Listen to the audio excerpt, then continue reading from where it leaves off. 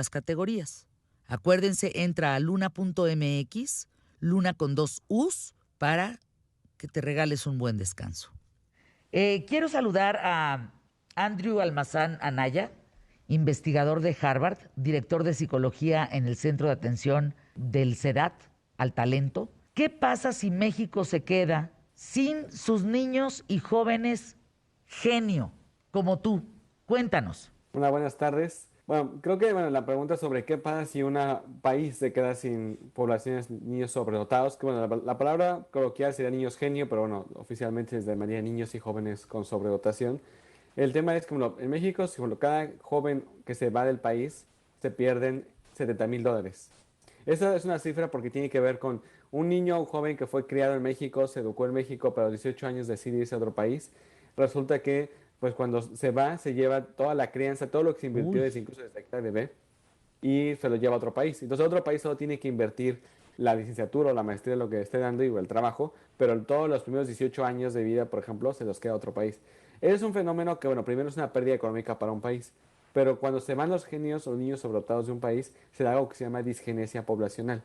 Este fenómeno lo que causa es que los niños cuando tienen pues una atención, pues sí, que no es la adecuada, generalmente varios migran, pero también, ¿qué ocurre? Es una balanza. Si la persona inteligente se va, y bueno, no solo es una, sino varias están en otro país, los que queden en México, pues sí, va a haber gente sobredotada todavía, pero cada vez va a haber menos. Entonces, algo que hemos estado viendo en México es que el IQ de México está en 85, ha ido bajando desde la época del Porfiriato.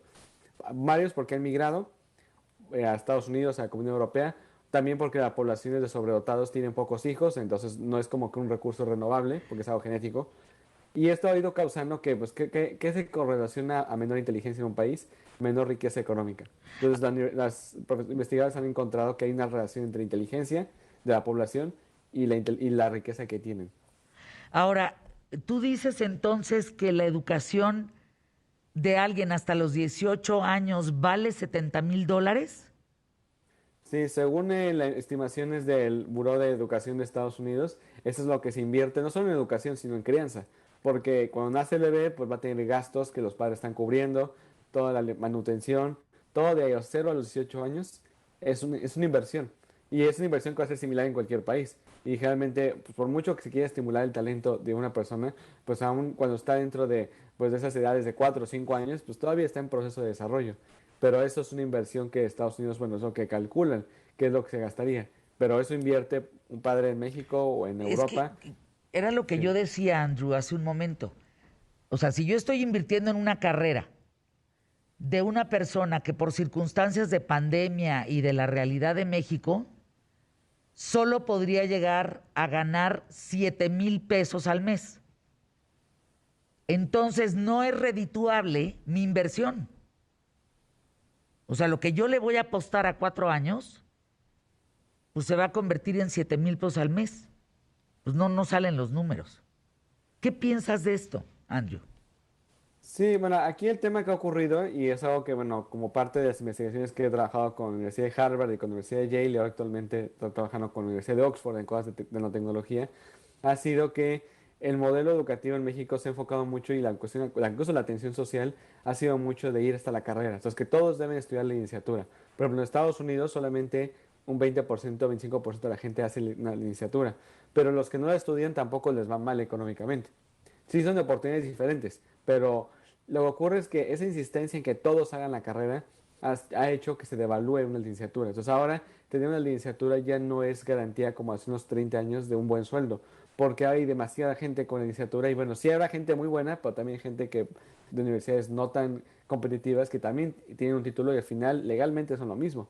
Entonces, ¿qué va ocurriendo? Que ahora la gente tiene que estudiar una maestría o un doctorado para poderse distanciar del promedio. Y eso ha hecho, entonces, es como la oferta y la Claro. demanda. Si hay demasiada gente con carrera universitaria, las empresas pueden darse más el lujo de pagar menos por un trabajo calificado. Lo que no ocurriría si hubiera más selección, pero también si no hubiera tanta insistencia, porque ahora eso es lo que se ha visto. Muchos padres dicen es que si no llega a la universidad, no se triunfó. Pues lo que ocurre es que ¿qué pasaría si alguien tiene talento para ser carpintero o un tipo de trabajo más manual, pero que también pudiera dejarles pues recursos económicos y con una carrera técnica en la preparatoria sea suficiente? Ahí sería como el tema de que ha ocurrido, sí ha provocado mucho este efecto de que no sea tan redituable estudiar. Pues es todo un tema, Andrew. Ahora, ¿cuánto México está perdiendo a su gente inteligente? Sí, como mencionaba, tenemos dos factores. El primero es la migración. Entonces, es Sí. común que lo hago que hemos en el CEDAT, en el Centro de Atención al Talento, donde trabajo como director del Departamento de Psicología, esta institución de niños y jóvenes sobredotados. Lo hemos trabajado más de 11 años ya en México. Pero algo que hemos visto es que siempre teníamos un porcentaje de niños, un 10-15% de niños que querían migrar.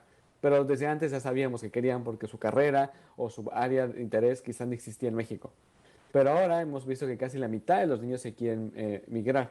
Y esto lo que ha hecho un efecto durante la época de la pandemia ha sido porque ven que no hay oportunidades económicas o también las perciben que no hay por el tema de toda la crisis económica y quieren migrar. Entonces, ¿qué va ocurriendo? Hay un tema donde los niños sobredotados pues tienen un desarrollo pues de que van desde pequeños, van avanzando, pero cuando llegan a los 15 años ya tienen su mentalidad hecha de que se quieren ir. Entonces, sí se van muchos, pero más bien lo que estamos viendo es que vamos a tener una oleada de niños de entre 100,000, 200,000 niños y jóvenes que se van a querer ir del país en los próximos 5 años. Y ahorita están empezando a prepararse ellos para irse. Desde ahorita ya están pidiendo sus clases de inglés, ya están empezando a pedir sus preparaciones de exámenes internacionales Qué y cosa. ahorita están preparándose. Entonces ahorita no los vemos, ahorita están migrando, con así te estimó que han migrado como 80,000 en los últimos 10 años, 15 años aproximadamente. Pero si esto no se detiene, en los próximos 5 años vamos a tener 100,000 que se van a ir de golpe, porque son Uy, los que ahorita están preparándose para ir. Y esto es evitable ahorita. En 5 años no podemos, ahora sí en 5 años se recuperó la economía, busquemos hacer algo, porque ¿qué pasaría si alguien ya se preparó 5 años para irse? Exámenes, todo, pues, y ya se aplicó a otra universidad del extranjero, pues ya no se va a detener. eh, uno trabaja para que te paguen por tu mente, por lo que sabes, por tu inteligencia, por tu conocimiento o por tu tiempo. ¿Qué se paga en ese sentido? Bueno, lo ideal y sería que se pagara por el tiempo y la mente. Entonces, la parte mixta, que el tiempo valga mucho, en cuestión de que entre más prepararse una persona y más aporte, pueda, pues, si no, con su tiempo contribuir. Pero por eso es que yo estoy muy partidario también que muchas gentes que tengan talento, tengan necesidad de desarrollarse, también busquen pensar en la posibilidad de un negocio o un trabajo propio. Entonces, el hecho de que quizá algunos, no, tampoco aplican todos, quizá pensarlo que por qué no mejor autoemplearse, a crear mejor una oportunidad de trabajo, capaz que está para otros, porque a veces sí, esto ha sido un cuello de botella.